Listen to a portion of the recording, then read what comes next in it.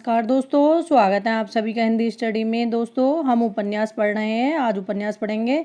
उपन्यास का मैं प्रेमचंद युगीन उपन्यास, प्रेमचंद पूर्व उपन्यास, प्रेमचंद उत्तर उपन्यास और ये जो उपन्यास अलग से थे वो तीनों डालने के बाद ये अलग से उपन्यास है। इसमें उपन्यास के बारे में जो हमारे उपन्यास हैं उनका एक्सप्लेन करके इनके अंदर दे रखा है। ये एग्जाम में पूछा जाता है ना, इस उपन्यास के अंदर क्या है, ये कहाँ कैसे संबंधित है, तो ये इसलिए बहुत अच्छे हैं। ये नेट में टीजीटी पीजीटी ये क्वेश्चन बहुत अच्छे हैं। ठीक है, अगर आप मेरे चैनल पर पहली बार आए तो चैनल को सब्सक्राइब कर लेना। शुरू करते हैं आज का। विषाद मठ। विषाद मठ उपन्यास में रांगे राघव ने, जो किसका है विषाद मठ, ये रांगे राघव का है। इसमें अकाल से त्रस्त एक क्षुब्ध पीड़ित लोगों की करुण कहानी के साथ ही पूंजीपतियों की क्रूरता का सफल चित्रण किया है। किसमें? विषाद मठ में। रांगे राघव ने सीधा साधा रास्ता किनका है? रांगे राघव का। उपन्यास की रचना भगवती चरण वर्मा के उत्तर में की है और उसकी कहानी का भी टेढ़े मेरे रास्ते से जोड़ दिया है। भगवती चरण वर्मा, ये है भगवती चरण वर्मा। इनका है भूले बिसरे चित्र। ये भूले बिसरे चित्र किनका है? भगवती चरण वर्मा का। इसमें इंडियन नेशनल कांग्रेस की स्थापना के समय से लेकर स्वतंत्रता प्राप्ति के पूर्व तक भारत के सामाजिक जीवन और राजनीतिक दशा की विशाल पृष्ठभूमि पर मुंशी शिवलाल ने नवल किशोर तक एक परिवार की 4 पीढ़ियों के जीवन को चित्रित किया गया है। भूले बिसरे चित्र उपन्यास के लिए भगवती चरण वर्मा को 1961 में साहित्य अकादमी पुरस्कार से सम्मानित किया गया था। इन्हें कौन से पुरस्कार से सम्मानित किया गया था? भूले बिसरे चित्र जो हैं उसके दोस्तों साहित्य अकादमी पुरस्कार से भूले बिसरे चित्र उपन्यास के लिए भगवती चरण वर्मा को। भगवती चरण वर्मा के उपन्यास आखिरी दाव में एक जुआरी के असफल प्रेम की कथा का चित्रण हुआ है। ये उपन्यास किसका है? आखिरी दाव। ये भगवती चरण वर्मा का है और उसमें एक जुआरी के असफल प्रेम कथा का चित्रण हुआ है। अपने खिलौने उपन्यास ये किनका है? भगवती चरण वर्मा का। उपन्यास में दिल्ली की मॉडर्न सोसाइटी का खोखलापन दिखाते हुए उस पर व्यंग किया गया है। भगवती चरण वर्मा सीधी सच्ची बातें, ये किनका है? भगवती चरण वर्मा का। सीधी सच्ची बातें उपन्यास में स्वतंत्रता प्राप्ति के बाद कुछ वर्षों के जीवन को प्रस्तुत किया गया है। सबई नचावत राम गोसाई उपन्यास ये किनका है? वर्मा जी का, भगवती चरण वर्मा जी का। समाज के दूषित भ्रष्ट में जीवन, ये बहुत पूछा जाता है एग्जाम में। जीवन का आलोचनात्मक चित्रण प्रस्तुत है। इसमें 3 परिवारों की 3 पीढ़ियों की कथा को एक सूत्र में जोड़कर सामंतशाही की समाप्ति, पूंजीवाद के अभ्युदय और शासन तंत्र के पूंजीपतियों के विषय में आने की कथा को रोचक ढंग से प्रस्तुत किया गया है। ठीक है, आगे देखें। चित्रलेखा। चित्रलेखा किनका है? ये भगवती चरण वर्मा का उपन्यास है। ये सर्वोत्कृष्ट उपन्यास है। इसकी रचना अनातोले फ्रांस के प्रसिद्ध ग्रंथ थाया के आधार पर मौलिक ढंग से की गई है। भगवती चरण वर्मा का 3 वर्ष किनका है? भगवती चरण वर्मा का उपन्यास। विश्वविद्यालय जीवन का चित्रण है। इसमें वैश्य सरोज के जीवन मूल्य एवं संभ्रांत परिवार की युक्ति प्रवाह की तुलना में अधिक उच्च चित्रित है। धुप्पल किनका है? भगवती चरण वर्मा का आत्मकथात्मक उपन्यास है। इसमें वर्मा जी के व्यक्तिगत जीवन संदर्भों की झांकी द्रष्टव्य है। एग्जाम में पूछा गया है कि वर्मा जी के व्यक्तिगत जीवन संदर्भों की झांकी किसमें द्रष्टव्य है, तो वो है धुप्पल में। ठीक है, अब आगे देखते हैं। नेक्स्ट है हमारा प्रश्न और मरीचिका उपन्यास में 1947 ईस्वी में देश के स्वतंत्र होने के साथ जनता के मन में जगने वाली आकांक्षाएं 1962 ईस्वी में चीनी आक्रमण के बाद सहसा मोह भंग के कारण व्याप्त होने वाली निराशा और कुंठा का चित्रण हुआ है। टेढ़े मेढ़े रास्ते भगवती चरण वर्मा का है ये भी, और जो ऊपर वाला था वो भी भगवती चरण वर्मा का उपन्यास है। गांधीवादी आतंकवाद और साम्यवाद को टेढ़े मेढ़े रास्ते के रूप में चित्रित किया गया है। भगवती चरण वर्मा का प्रथम उपन्यास पतन है और अंतिम उपन्यास चाणक्य है। चतुर्सेन शास्त्री, पांडे बेचन शर्मा उग्र और ऋषभ चरण जैन प्रकृतिवादी उपन्यासकारों में अग्रणी माने जाते हैं। दोस्तों एग्जाम में पूछा जाता है मनोविश्लेषणवादी उपन्यासकार कौन है और प्राकृतिकवादी उपन्यासकार कौन है, ऐतिहासिक उपन्यासकार कौन है, तो ये हमें पता होना चाहिए। ठीक है, पांडे बेचन शर्मा उग्र ने अपने उपन्यासों में समाज की आंतरिक दुर्बलता और दुष्प्रवृत्तियों का अच्छा उद्घाटन किया है। चंद हसीनों के खतूत पत्रात्मक शैली में लिखा गया हिंदी का प्रथम उपन्यास है। हिंदी का प्रथम उपन्यास कौन सा है पत्रात्मक शैली में लिखा हुआ? चंद हसीनों के खतूत। बेचन शर्मा उग्र के चंद हसीनों के खतूत उपन्यास में हिंदू मुस्लिम एकता का प्रश्न उपस्थित करते हुए प्रेम का महत्व दिखाया गया है। जयशंकर प्रसाद कृत कंकाल उपन्यास में समाज की जर्जर अवस्था का चित्रण और धार्मिक नैतिक संस्थाओं में कार्य करने वाली व्यक्तियों का पाखंडपूर्ण चित्र प्रस्तुत किया है। कंकाल किनका उपन्यास है? जयशंकर प्रसाद का। तितली ये जयशंकर प्रसाद जी का उपन्यास है। इसमें भारतीय आदर्श को उज्ज्वल रूप में प्रस्तुत करने के साथ ही ग्रामीण जीवन की कहानी कही है। ईरावती जयशंकर प्रसाद का कैसा उपन्यास है? ये अपूर्ण उपन्यास है। ये सारे उपन्यास एग्जाम में पूछे गए हैं। इनका कथानक शुंग काल से संबंध है। एग्जाम में पूछते हैं जयशंकर प्रसाद का अपूर्ण उपन्यास कौन सा है, तो वो है ईरावती। वृंदावन लाल वर्मा ने लगभग 2 दर्जन उपन्यासों को प्रणयन किया है। तो कितने उपन्यासों को? लगभग 2 दर्जन। गढ़कुंडार में 14वीं सदी के बुंदेलखंड के सामंती जीवन का सजीव चित्रण किया है। झांसी की रानी लक्ष्मीबाई विशुद्ध ऐतिहासिक उपन्यास है। मृगनयनी ये भी इन्हीं का उपन्यास है। उपन्यास वर्मा जी के उपन्यास कला के चरम विकास का प्रतीक है। गढ़कुंडार, झांसी की रानी, मृगनयनी वृंदावन लाल जी के उपन्यास हैं। गणेश शंकर विद्यार्थी ने गढ़कुंडार की पांडुलिपि देखकर वृंदावन वर्मा को वाल्टर स्टॉक की उपाधि दी है। वाल्टर स्टॉक की उपाधि किसे दी है? वृंदावन लाल वर्मा को। और किसने दी है? गणेश शंकर विद्यार्थी ने। तेरी मेरी उसकी बात उपन्यास के लिए यशपाल को 1976 का साहित्य अकादमी पुरस्कार से सम्मानित किया गया था। जितने हमारे साहित्य अकादमी मिले हुए हैं, हमारे उपन्यास हैं, कहानी है, काव्य है, जितने भी हैं वो हमें हमेशा याद होने चाहिए, क्योंकि वो एग्जाम ने एक ना एक हमेशा एग्जाम में किसी का भी हो, टीजीटी, पीजीटी, नेट, लेकिन वो एक अवश्य पूछा जाता है। ठीक है, आगे देखते हैं। तेरी मेरी उसकी बात यशपाल का 11वां और अंतिम उपन्यास है। इसमें 1919 से लेकर 1945 ईस्वी तक की प्रत्येक राजनीतिक घटना और उसके प्रभाव का सजीव चित्रण किया गया है। इस उपन्यास में लेखक का गांधीवादी विचारधारा का विरोध स्वर मुखरित हुआ है। यशपाल का उपन्यास कौन सा है? झूठा सच। इसमें भारत के राष्ट्रीय एवं सामाजिक जीवन की भूमिका है, लेकिन मुख्य रूप से विस्तृत चित्रण 1948 से 1949 की संघर्षमय परिस्थितियों का ही हुआ है। इसमें लेखक ने भारतीय राष्ट्रीयता की अहिंसा और समझौता की नीति को विफल दिखाया है। भारत विभाजन की भूमिका और विभाजन के परिणामों का विस्तृत चित्रण हुआ है। एग्जाम में पूछा जाता है कि भारत विभाजन से संबंधित कौन सा उपन्यास है, तो ये झूठा सच भारत विभाजन से संबंधित है। यशपाल कृत दादा कामरेड उपन्यास में पूंजीवादी, गांधीवादी और समाजवाद के संघर्ष के बीच की परिस्थितियां, व्यवस्था और धारणाओं में सामंजस्य ढूंढने का प्रयास किया गया है। दादा कामरेड का कोट किसका है उपन्यास? यशपाल जी का। हजारी प्रसाद द्विवेदी के उपन्यास हैं। इनका बाणभट्ट की आत्मकथा में बाणभट्ट की जीवनी, तत्कालीन लोक विश्वास, राजकीय वैभव, सामाजिक आचार व्यवहार, संस्कार, वेशभूषा, मनोविनोद, त्योहार, धार्मिक वातावरण आदि का चित्रण हुआ है। बाणभट्ट, निपुणिका और भट्टनी उपन्यास के प्रमुख पात्र हैं। बहुत बार एग्जाम में पूछा जा चुका है। हजारी प्रसाद द्विवेदी के उपन्यास चारूचंद्र लेख में मध्यकालीन तंत्र साधना पर विश्वास और तत्संबंधी आचरण के चित्रण के साथ राजा सातवाहन और रानी चंद्रलेखा की कहानी वर्णित है। ये चारूचंद्र लेख किनका है? हजारी प्रसाद द्विवेदी का।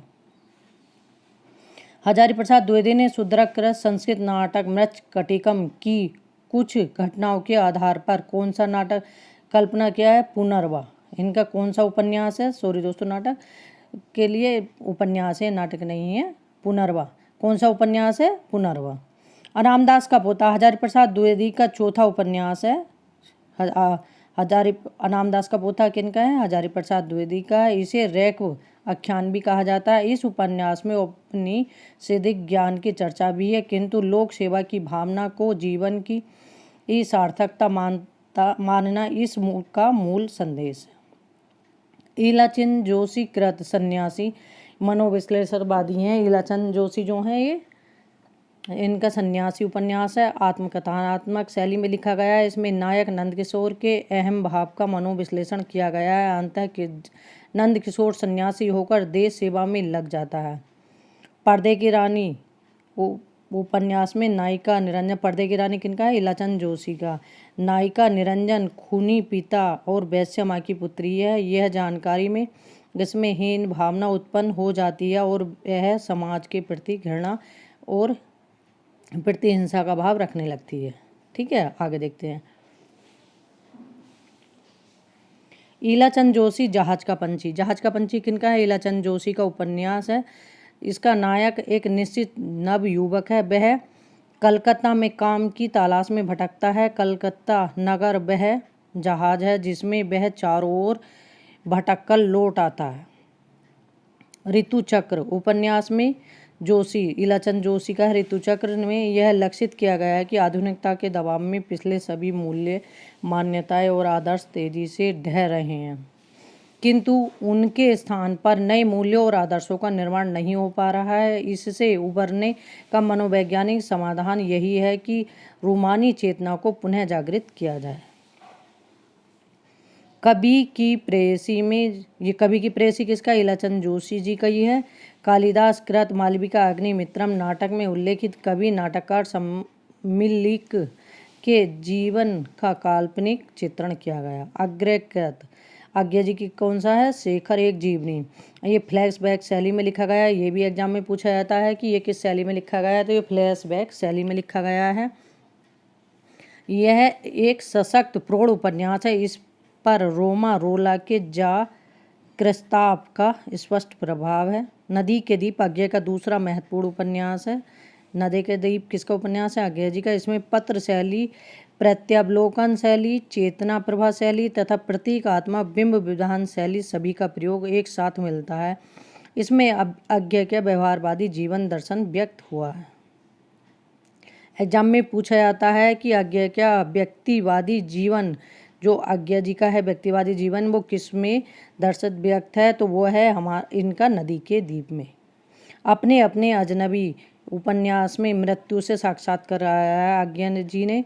तो ये एग्जाम में बहुत बार पूछा जा चुका है कि आज्ञा जी का कौन सा उपन्यास ऐसा है जो मृत्यु से साक्षात्कार कराया है। वह है अपने अपने अजनबी विषय बनाकर मानव जीवन और उसकी नियति का मार्मिक विवेचन किया। जैनेन्द्र का पहला उपन्यास परख है। इसमें कुल 4 प्रमुख पात्र हैं, सत्यधन, कुट्टो, गरिमा और बिहारी।